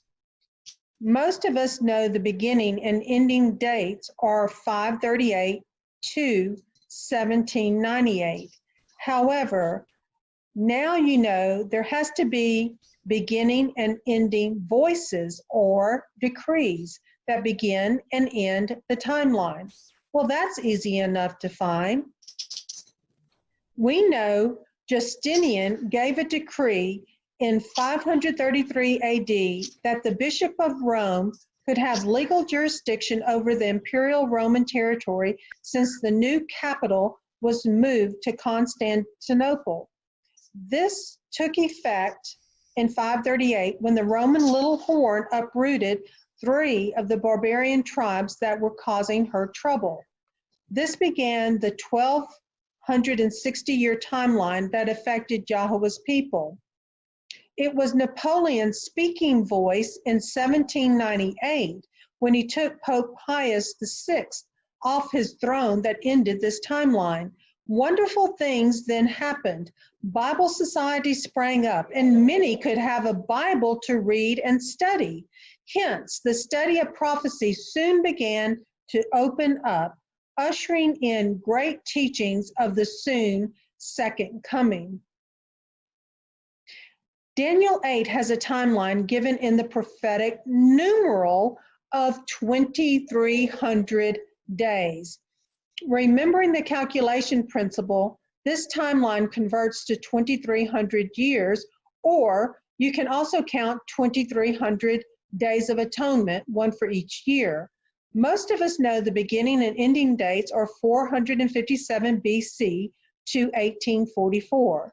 Let's find the speaking voices. Artaxerxes gave a decree in 457 BC for the rebuilding of the city of Jerusalem, its walls, and its temple.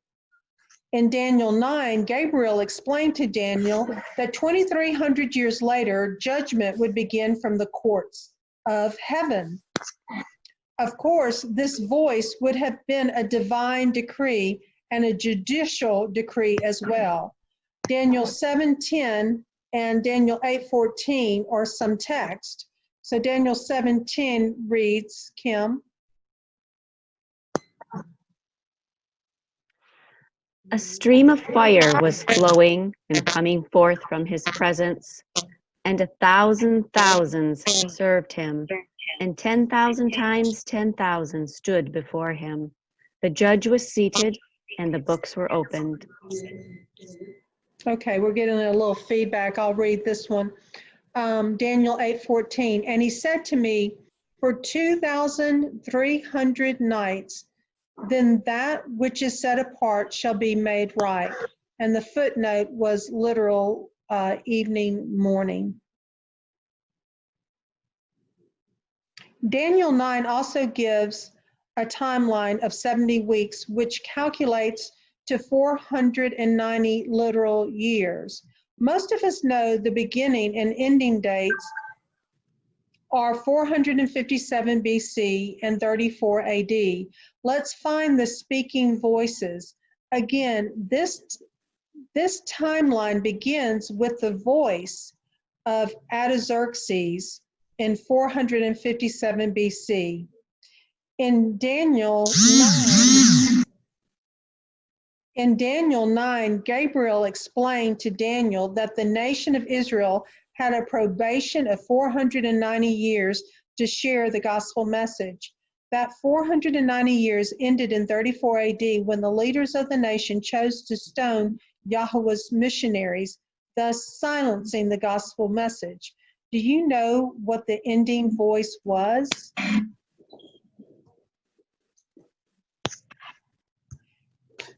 It was a voice that spoke through the official legal body to take legal action and stone Stephen. Acts 7 says, please mute your mic. There's some background noise. Sounds like a video game. Okay, so do you know what the ending voice was? It was a voice that spoke through the official legal body to take legal action and stone Stephen. Acts 7 says, they cried out with a loud voice and they stoned Stephen. Let's try another timeline just to give you some practice. This time we'll look at the 70th week only. The event was the Savior's baptism. The beginning speaking voice for the timeline is confirmed in Matthew 3, verse 16 through 17. Kim?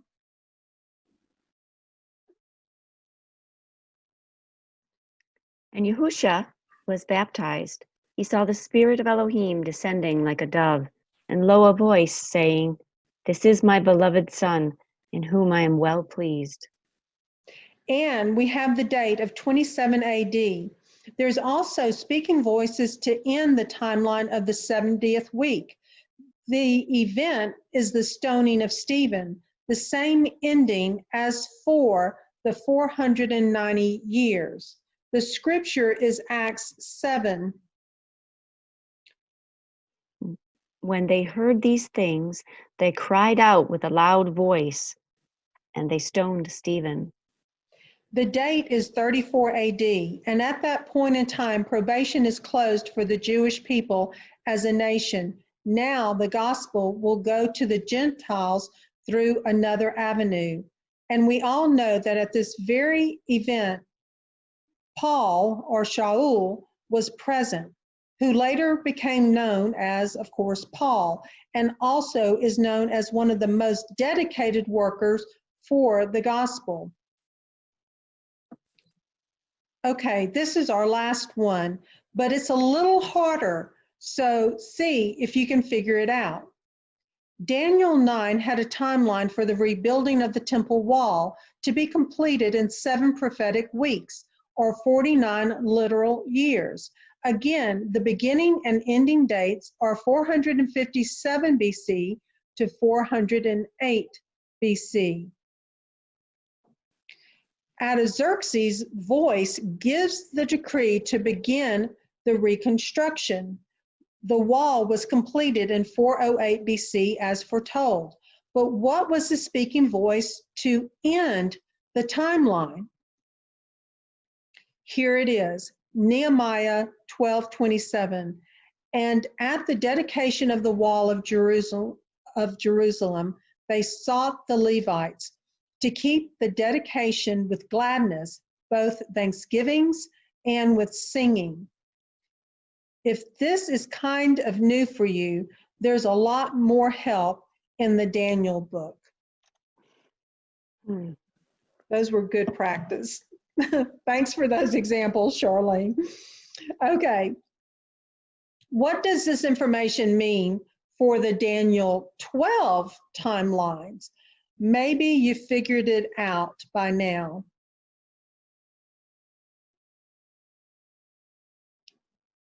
Kim, would you read that?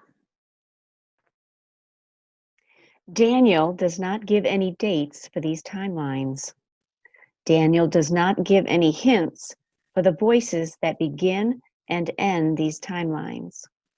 All we know is that when the 1,290-day timeline ends, all things will be finished. The clues for the beginning and ending voices of these timelines are only found in Revelation. John tells us the event that will begin and end the timelines. Then it's up to us to listen for the voices that connect to the events. Will a date connect with the announced event? Yes, certainly. What if someone says, "You're setting a date for the second coming now"? Well, that is an interesting accusation, but certainly without validation. No one is trying to set a date for the second coming, but that's a whole different study that we can't do this evening. What we are aiming to see right now is that chapter 4 is the most important chapter in Daniel's book for understanding how to work with timelines. None of Daniel's timelines determine to set a date for the second coming. But what did Jesus say? What did Yahushua say? You know these verses from Matthew 24. Go ahead, please. And this gospel of the kingdom shall be preached in all the world for a witness unto all nations, and then shall the end come. When ye therefore shall see the abomination of desolation spoken of by Daniel the prophet, then shall be great tribulation, such as was not since the beginning of the world to this time. And except those days should be shortened, there should no flesh be saved. How did Yahushua answer his disciples' question about when shall these things be? He gave the time frame as the end of time. He quoted the desolation power spoken of by Daniel and encourages those to read and understand. He promised deliverance by shortening the tribulation, not shortening the timeline, only the tribulation within that timeline. Remember, we discover that timelines are never shortened. Now, let's compare to what Daniel has to say. Just start from the beginning. Daniel 12, verse 1, and at that time shall Michael stand up, and there shall be a time of trouble, such as never was since there was a nation, even to that same time. Verse 11, and from the time that the daily sacrifice shall be taken away, and the abomination that maketh desolate set up, there shall be 1,290 days. Verse 7, and when, after 1,260 days, he shall have accomplished to scatter the power of the holy people, all these things shall be finished. In verse 1b, and at that time thy people shall be delivered, every one that shall be found written in the book. All of Daniel chapter 12 is yet future, as we discovered earlier. How did Daniel describe the last events in his book? He said it would be the end of time, when all things are finished. Hope you remember the definition for finished. 2, he pinpointed the desolation power that will cause great tribulation over Yahweh's people. And 3, he spoke of deliverance for Yahweh's people after the 1260 days of persecution.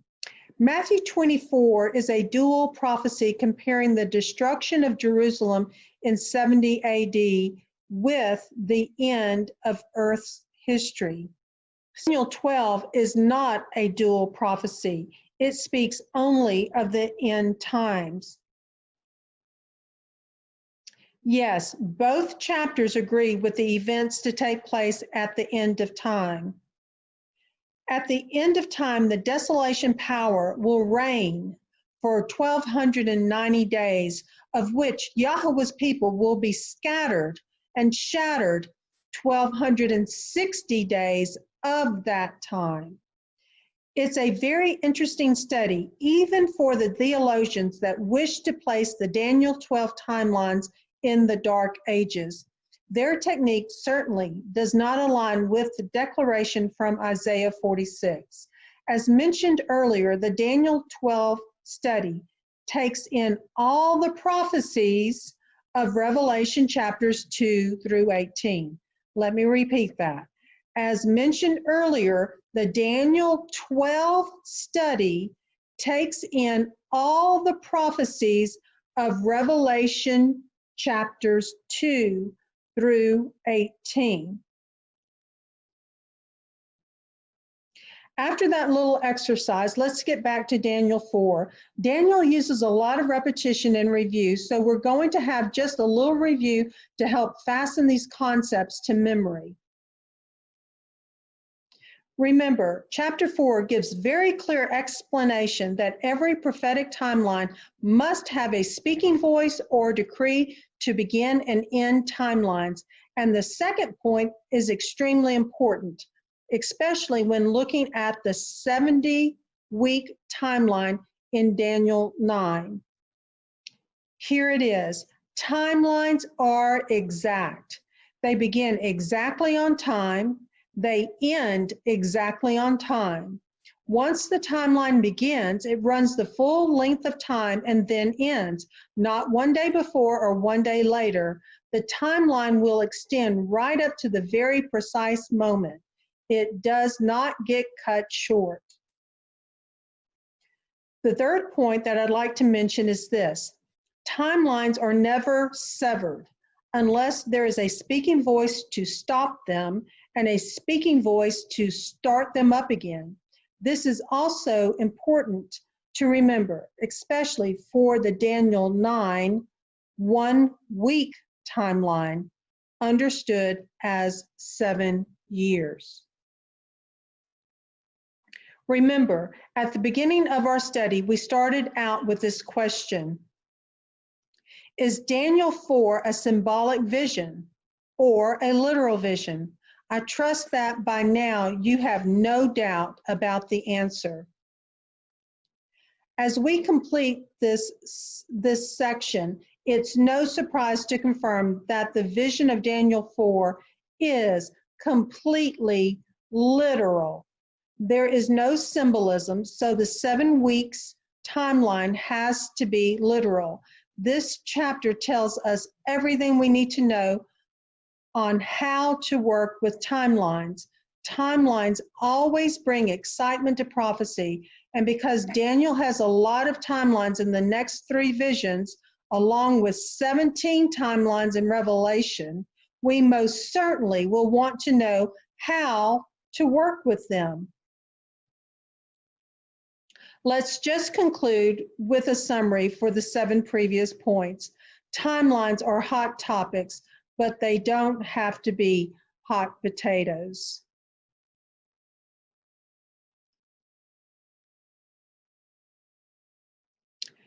Point number 2, Daniel 4 sets the precedent of what he expects you to do with every timeline, especially the epilogue timelines in Daniel 12.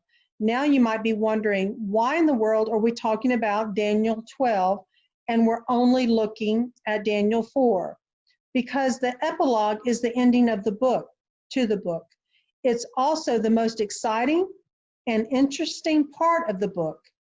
And it's the part of the book that you really want to understand. But you could have difficulty understanding Daniel 12 if you do not understand the concepts in Daniel 4.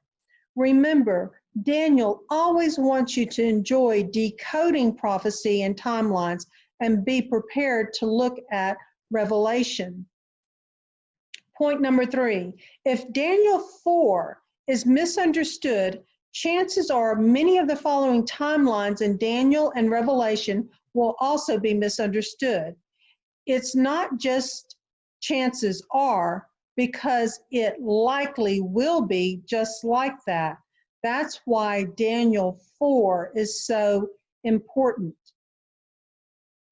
Daniel tells us how to identify between symbols and similes or metaphors when trying to determine if a vision is written with symbolism or literal language. We're doing a review here of everything we have talked about. Hopefully, we all remember that discussion. Let's look at the next point. Number 5, symbols need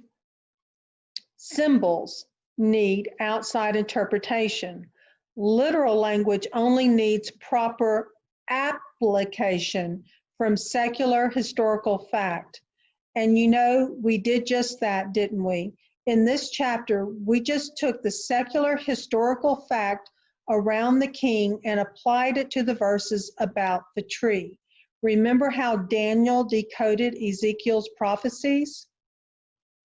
Number 6, Daniel distinguishes between prophetic terminology and the rule regarding prophetic time. Here, we discover that some timelines are given in the language of prophetic terminology rather than just a numbered timeline.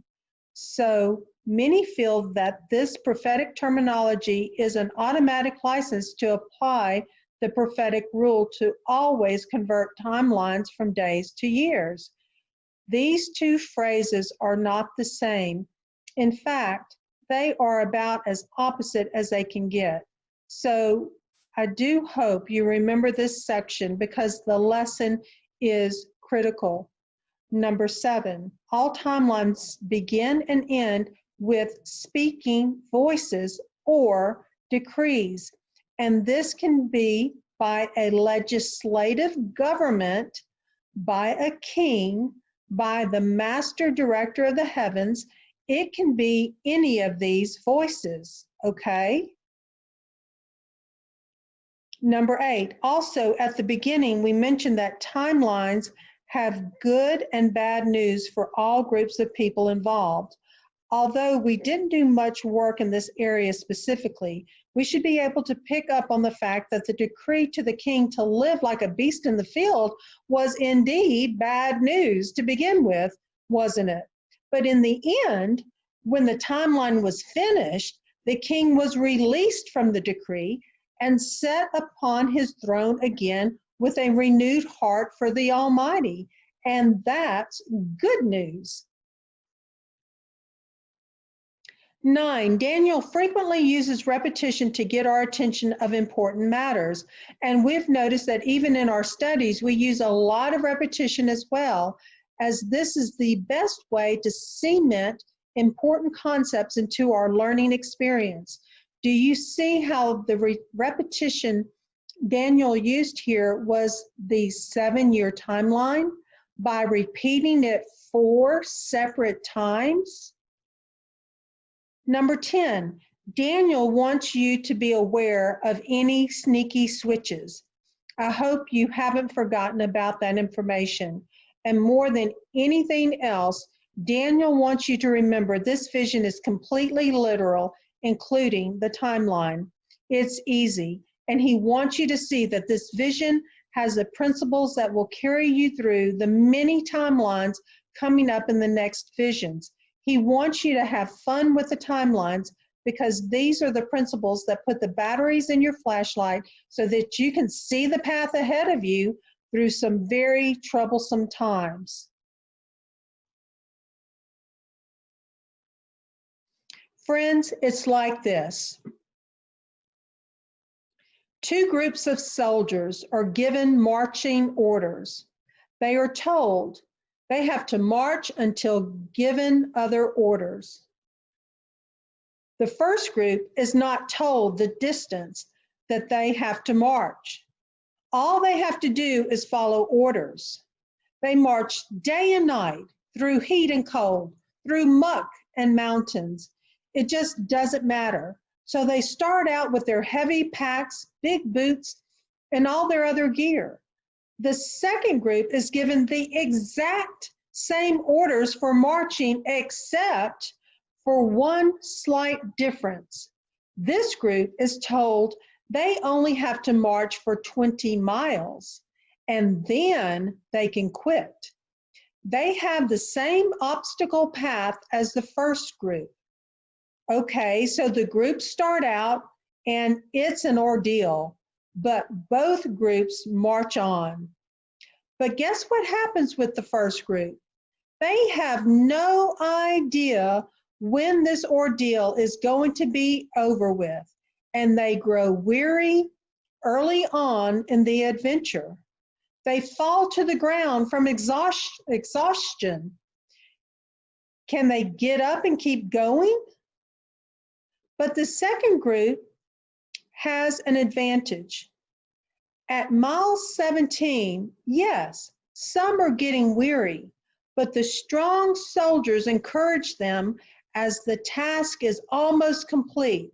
And so they gather up their intestinal fortitude and strength to keep going. Yes, mile 18 is done. Mile 19 is now done. Just one more mile to go. So question, which group finishes? Yes, the second group.